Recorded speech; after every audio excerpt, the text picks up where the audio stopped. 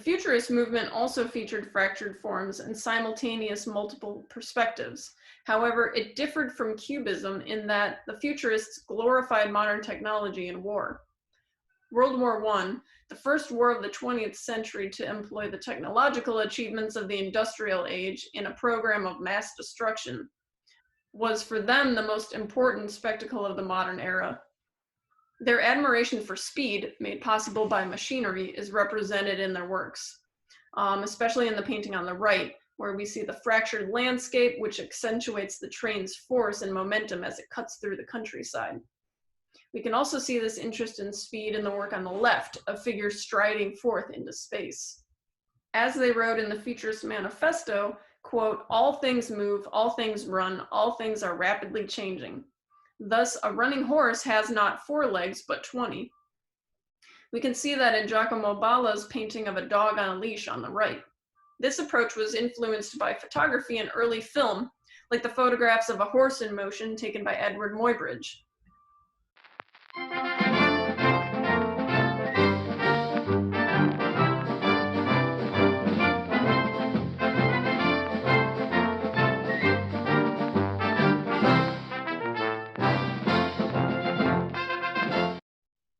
Although Severini remained a non-combatant during World War I, he took the advice of his fellow futurist artist Filippo Tommaso Marinetti to try to live the war pictorially, studying it in all its marvelous mechanical forms.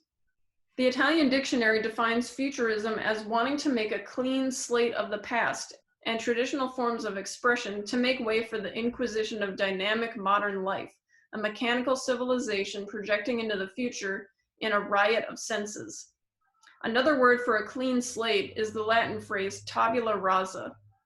The futurists believed that agitation and destruction would end the status quo and allow for the regeneration of a stronger, energized Italy.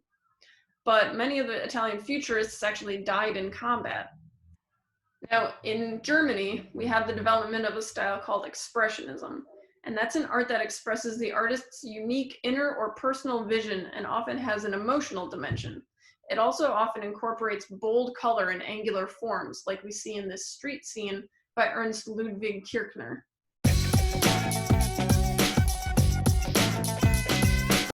In this case, it's meant to convey the anxiety and energy of living in a large metropolis in the early 20th century.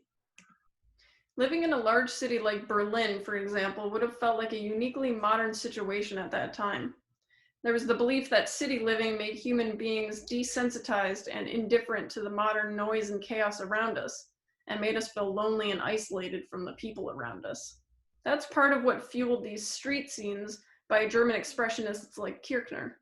World War I, however, affected the German expressionists just as it had the Italian futurists.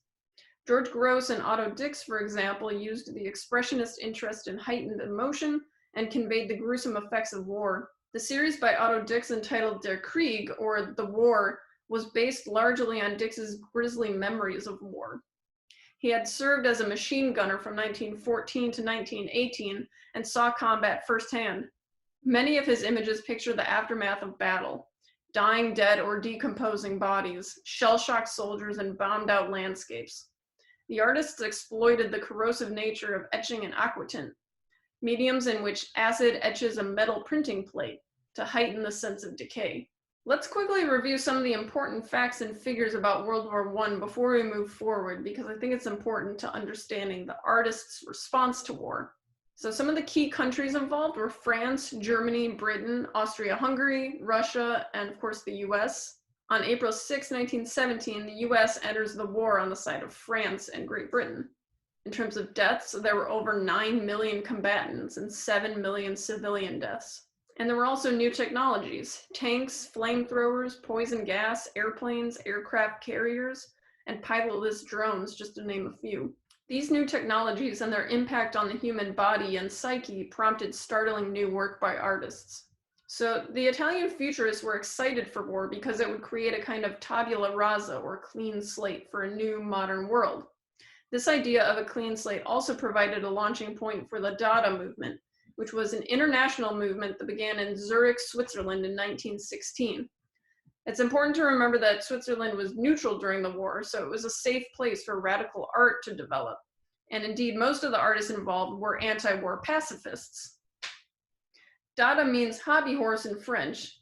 In Russian, it means yes, yes.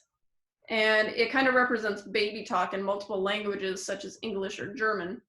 So it's an international word, and it also is kind of a nonsense word. And that gives us a good idea of the kind of nonsensical nature of Dada. In fact, Dada is often referred to as an anti-art movement, but mostly as an anti-commercial art movement. That's part of the reason that they used performance and found objects to create art that could not be commodified. Hugo Ball's performance of the sound poem Karawane exemplifies this. The performance occurred in 1916 and is known by photographs and reproductions of Ball's poem. Written in a nonsense language, it was meant to do away with any sense of logic or reason, which they felt was responsible for creating machine guns, tanks, bombs, and other devices to more efficiently kill millions of people in a devastating war. This collage by Jean Arp, called Untitled, Collage with Squares Arranged According to Chance, also fully embodies Dada's new nonsensical art. According to his contemporaries, Arp made this work and others by tearing paper into pieces and letting them fall to the floor, then pasting the scraps where they happened to land. So it's all done according to chance, as the title suggests. Rather than ordering the page according to his own design, he ceded control to the random hand of gravity. The work is totally non-referential, no story, no picture, no plan, just torn paper. Okay, so remember Duchamp from earlier?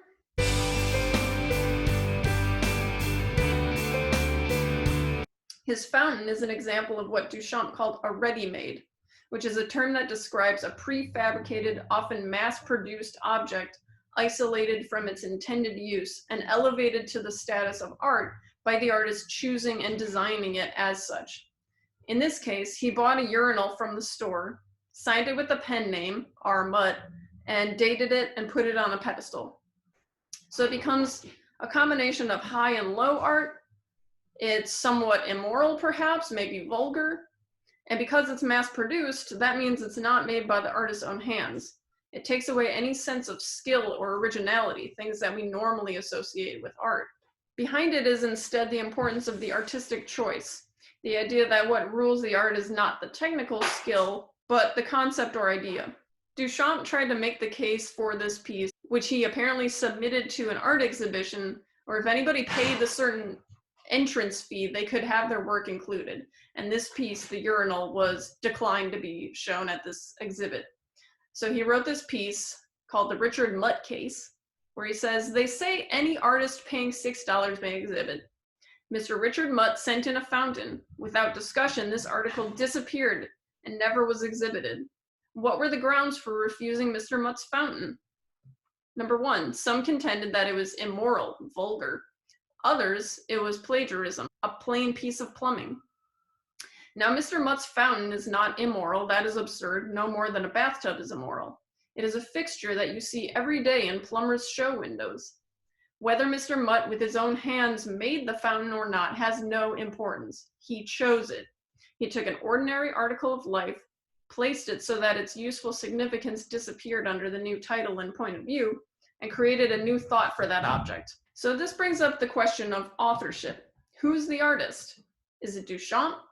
Is it the plumbing company that made it? This would become absolutely central to art later in the 20th century, as we'll see. People often wonder where the name R. Mutt comes from.